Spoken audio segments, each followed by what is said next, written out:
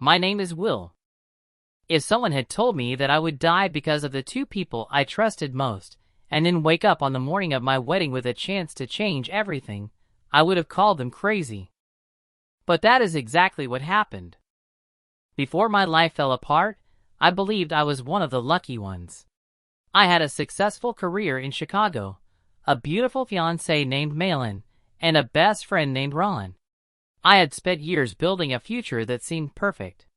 Every sacrifice I made was for that future. Every late night at work, every difficult decision, every dollar I saved was meant to create a better life for the woman I loved. At least, that was what I believed.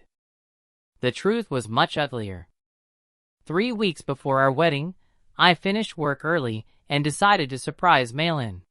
I bought white roses, her favorite flowers, and drove to her apartment with a smile on my face. I was thinking about our honeymoon. I was thinking about the house we planned to buy. I was thinking about the family we would build together. I had no idea I was driving toward the worst moment of my life. When I arrived, I noticed Ron's car parked outside. At first, I didn't think much about it. Ron visited often. We were all friends. But something about it felt wrong. As I approached the apartment, I heard laughter from inside. Then I heard Meilin's voice. "Don't worry. I'll marry him." Ron laughed. "Poor Will. He still thinks you love him." My entire body froze. The flower slipped from my hand. For several seconds, I couldn't move. I couldn't breathe. I couldn't even think. Slowly, I pushed open the door. The image waiting inside shattered everything. Meilin was sitting on Ron's lap. Their arms were wrapped around each other. They looked at me without surprise, without guilt, without shame. The silence felt endless. Finally, I managed to ask one question. "Why?" Meilin looked away. Ron smirked. "Because you're easy to use." Those words cut deeper than any knife. Then Meilin spoke. "I never loved you, Will. I wish I could say I handled it well. I wish I could say I fought back. Instead, I walked away feeling like my heart had been ripped out of my chest. What I didn't know was that the betrayal had only begun. Over the following weeks, my life collapsed. Rumors spread through my company. Business partners suddenly stopped returning my calls. Friends avoided me. Then came the accusations. According to Ron and Meilin, I had stolen money from the company. Fake documents appeared. False evidence surfaced. People I had known for years believed every lie. Nobody listened when I tried to defend myself. Everything I had built disappeared. My career was destroyed. My reputation was ruined. I lost nearly everything. Then, one rainy night, as I crossed a street after meeting with lawyers, a truck came speeding through an intersection. The headlights blinded me. The brakes screamed. Pain exploded through my body. Then darkness. Complete darkness. I thought it was the end. Instead, it was the beginning. When I opened my eyes again, I was standing in front of a mirror wearing a wedding suit. My wedding suit? At first, I thought I was dreaming. Then someone knocked on the hotel room door. "Will, the ceremony starts in 30 minutes. My heart nearly stopped. I looked at the date on my phone. The wedding day. I had somehow returned to the morning I was supposed to marry Meilin. For several minutes, I simply stared at my reflection. Then I laughed. Not because it was funny. Because fate had given me something I never thought possible. A second chance. And this time, I would not waste it. I walked into the wedding hall surrounded by family, friends, and hundreds of guests. Everyone was smiling. Everyone believed they were about to witness a beautiful wedding.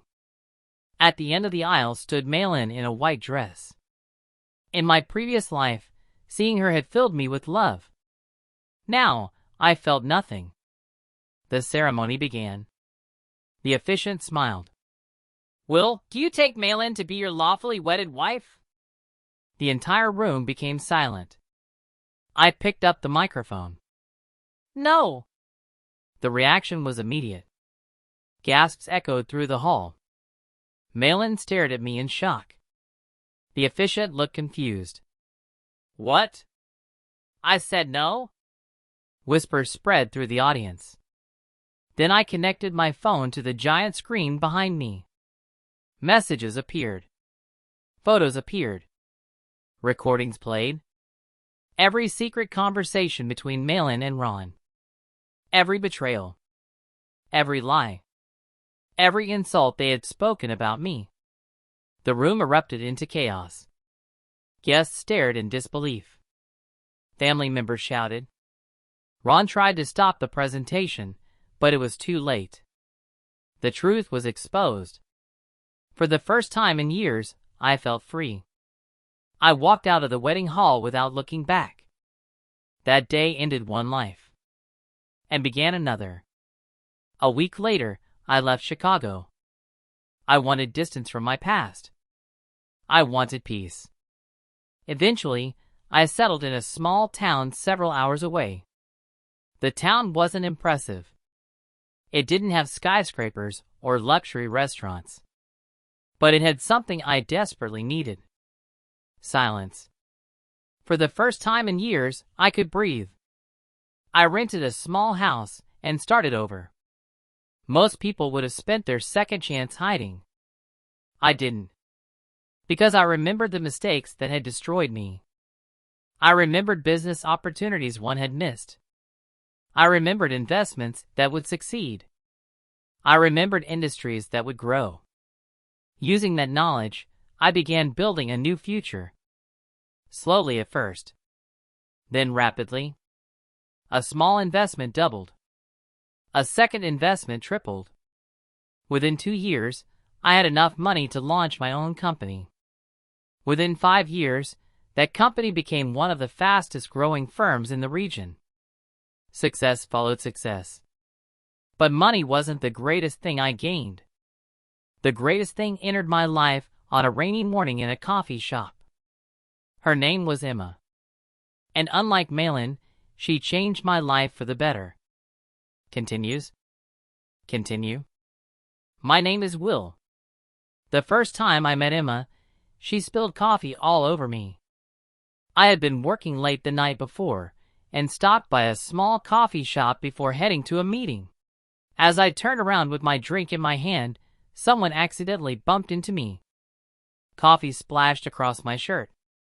"Oh my God!" A young woman stepped back, looking horrified.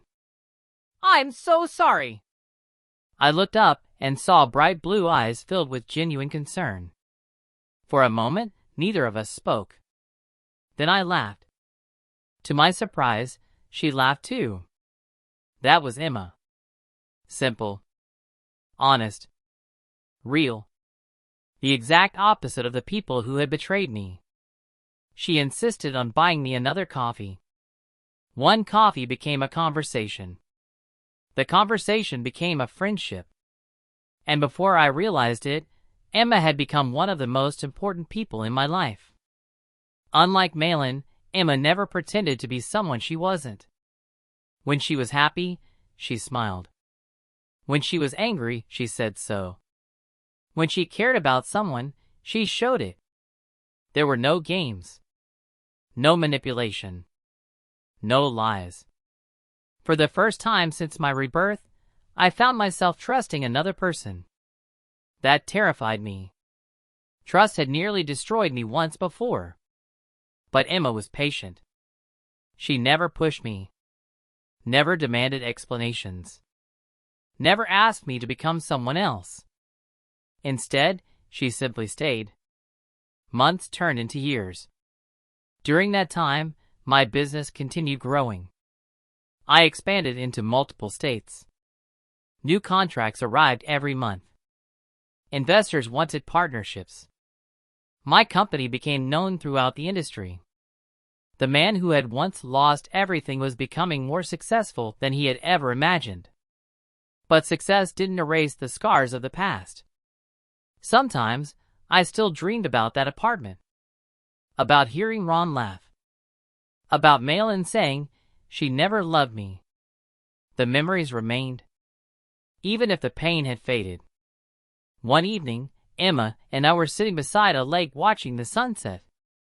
The sky glowed orange and gold. The water reflected the light like liquid fire. It was beautiful. Emma looked at me. "Can I ask you something?" "Sure." "What are you afraid of?" The question surprised me. I thought for a moment. Then I answered honestly, "Being betrayed again." Emma didn't laugh. She didn't tell me I was being dramatic. Instead, she nodded. "That makes sense." I looked at her. She smiled softly. I would never allow the mistakes of my past to touch them. "Ron." For a moment, I simply stared at the screen. After all these years, the man who had helped destroy my life was standing inside my office building. I considered telling security to throw him out. Instead, I said, "Send him in." A few minutes later, the office door opened. Ron walked inside. The confident, arrogant man I remembered was gone. His expensive suits had been replaced by cheap clothes. His posture was slumped. His hair showed signs of gray. Life had not been kind to him. For several seconds, neither of us spoke. Then Ron forced a weak smile. I leaned back in my chair. "What do you want?" The smile disappeared immediately. Straight to the point.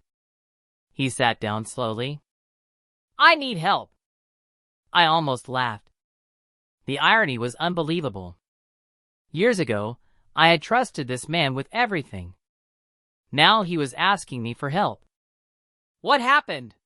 I asked. Ron looked away. "My business has failed." Not surprising. "The investments failed." Also not surprising. "I lost everything." Again, not surprising. For years, Ron had believed he was smarter than everyone else. He thought manipulating people was a substitute for competence. Eventually, reality caught up with him. "I heard about your company," he continued. "You're one of the most successful businessmen in the country now." I remained silent. Ron swallowed. Then he said the words I never expected to hear. "I was jealous of you." For the first time, he sounded honest. "When we were younger, everything seemed easier for you." I almost laughed. Easier? The countless sleepless nights. The sacrifices. The years of hard work. None of that had been easy. But Ron only saw the results, not the effort. "I convinced myself you didn't deserve what you had," he continued. "So I took it." His voice broke. "And it ruined my life." The room became quiet. Years ago, I dreamed about hearing those words. I thought they would make me happy. They didn't. Because no apology could return the years I lost. No apology could erase the pain. No apology could change the past. Ron lowered his head. "I'm sorry." I studied him carefully. Part of me wanted revenge. Part of me wanted him to suffer. But another part of me was simply tired. Tired of carrying the past. Tired of giving those memories power over my life. Finally, I spoke. "I forgive you." Ron looked up in shock. "But that doesn't mean I trust you." His eyes filled with tears. I continued. "Forgiveness isn't for you."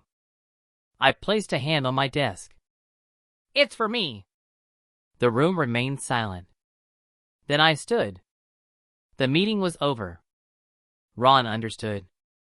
Slowly, he got to his feet. Before leaving, he paused near the door. "One last question." "What?" He looked at me. How did you recover? I thought about Emma, about my daughter, about the life I had built. Then I smiled. I stopped living for revenge. Ron nodded slowly. Then he left. And that was the last time I ever saw him. Years passed. My company continued growing. New offices opened across the country. New opportunities appeared. Success became normal. But unlike my previous life, success was no longer the center of my world. My family was. Every evening, I returned home to Emma and our daughter. Every weekend, we spent time together. Simple moments became my greatest treasures. A walk through the park. A family dinner. Watching movies together. The things I once took for granted became priceless. One evening, many years later, I sat on the porch of our home watching the sunset. Emma sat beside me. Our daughter was playing in the yard. The same peaceful feeling I had found years ago returned. Emma rested her head on my shoulder. What are you thinking about? I smiled. My first life. She laughed. You always say strange things. If only she knew. I watched the sunset for a moment. Then I looked at my family. The people I loved most in the world. The people who had given meaning to my second chance. In my first life, I thought happiness came from success. I thought it came from money, from status, from achievement. I was wrong. Real happiness came from the people who stood beside you when life became difficult. The people who chose you every day. The people who loved you without conditions. Emma squeezed my hand. You look happy. I looked at her and smiled. I am. And for the first time in 2 lifetimes, it was completely true. My name is Will. I was betrayed. I lost everything. I died. I was given a second chance. And in the end, I learned something important. The best revenge isn't making your enemies suffer. The best revenge is building a life so good that the people who hurt you become nothing more than a distant memory. As the sun disappeared beyond the horizon, I wrapped an arm around Emma and watched our daughter laugh in the fading light. The past was gone. The future was bright.